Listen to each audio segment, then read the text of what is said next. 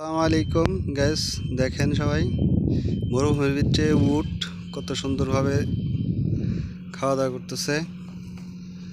দেখেন কত সুন্দর পরিবেশ, কতগুলা উট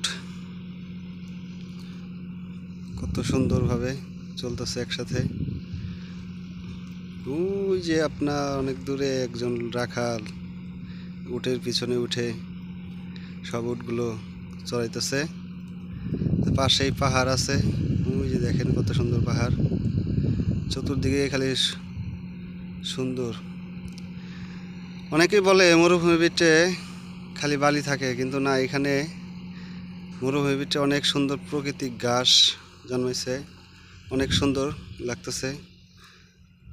উটগুলা অনেক সুন্দর, দেখেন কতগুলা উট,